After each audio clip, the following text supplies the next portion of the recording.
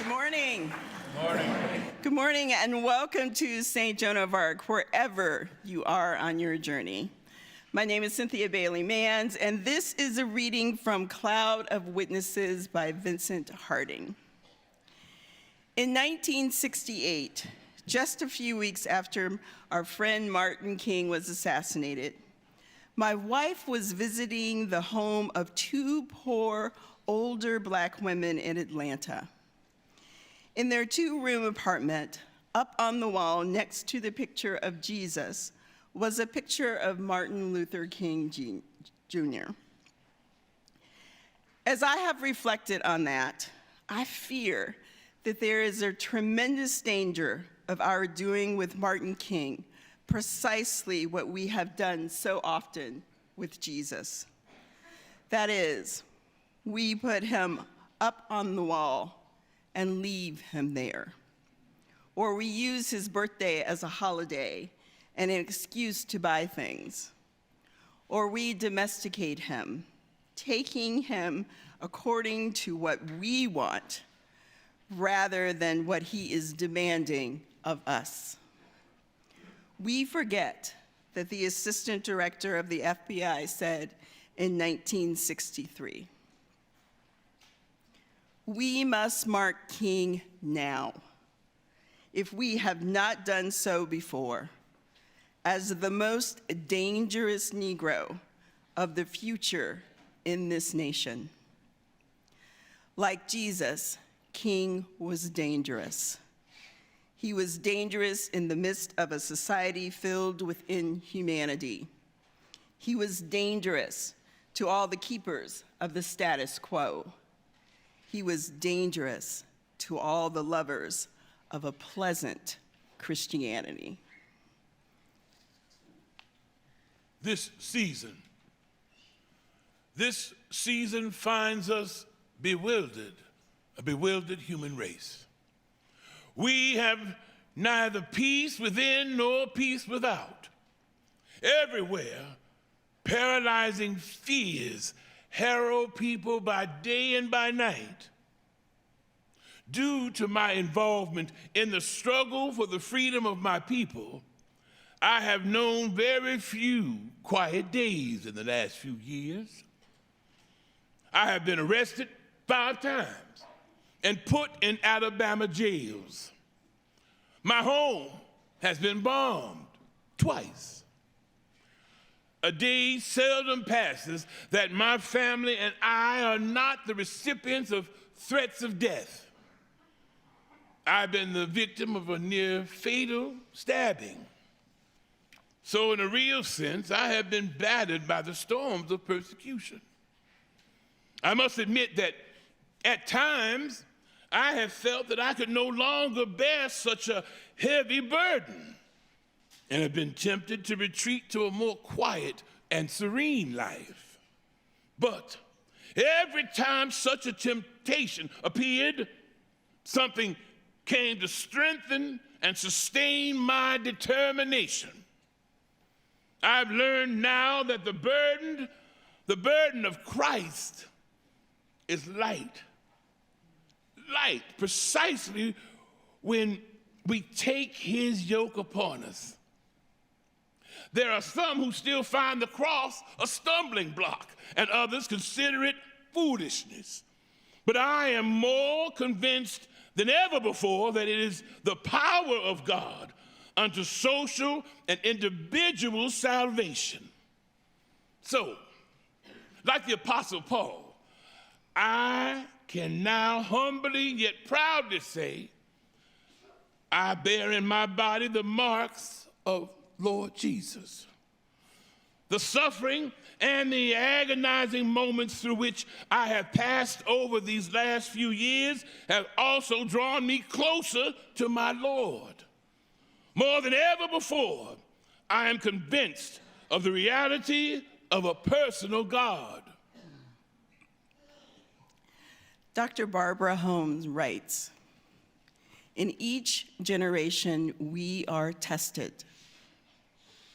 Will we love our neighbors as ourselves, Or will we measure our responsibilities to one another in accordance with whom we deem to be in or out of our social circles?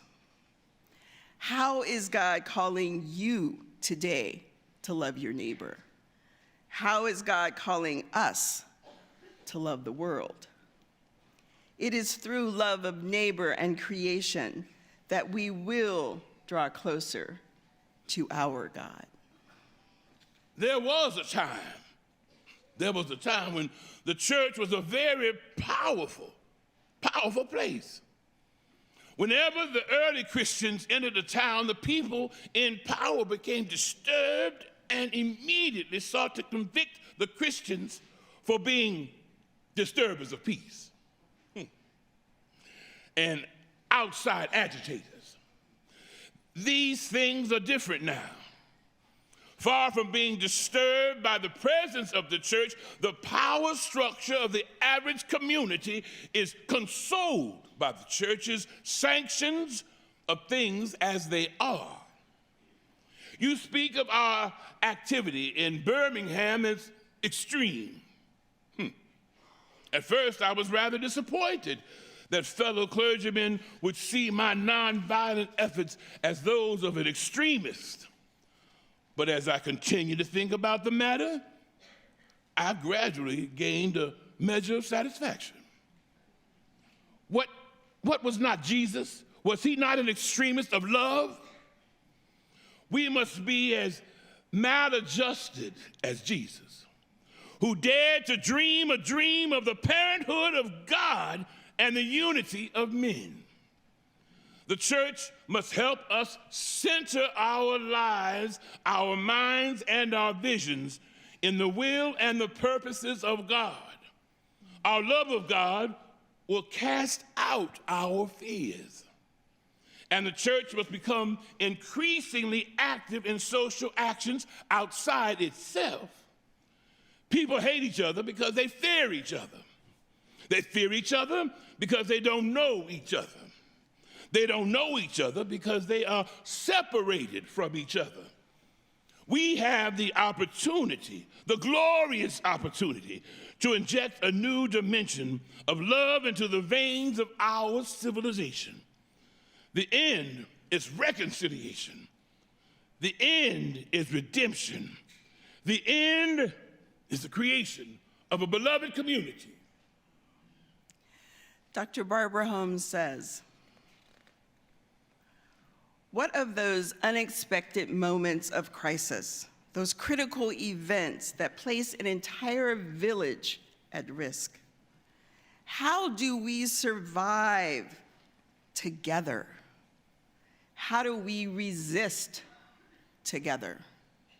How do we respond to unspeakable brutality and the collective oppression of our neighbors? We have to figure out who we are, how we're going to show up, and how we're going to work with our neighbors in a communal response to crisis. No individual can live alone. No nation can live alone. All life is interrelated. We are all caught in an inescapable net of mutuality, tied into a single garment of destiny. Now, the judgment of God is upon us, and we must either learn to live together as brothers and sisters, or we are all going to perish together as fools.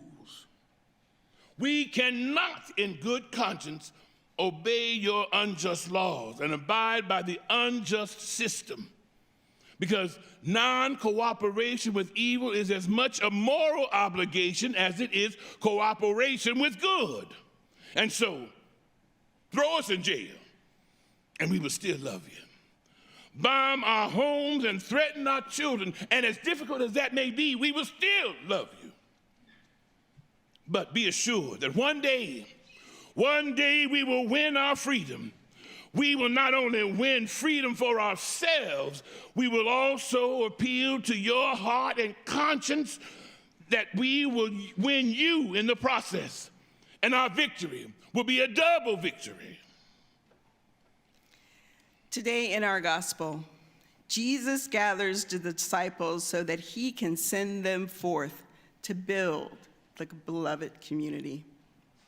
We are gathered here to be sent forth with the same call, the same purpose, and with the words of Dr. King to light our way.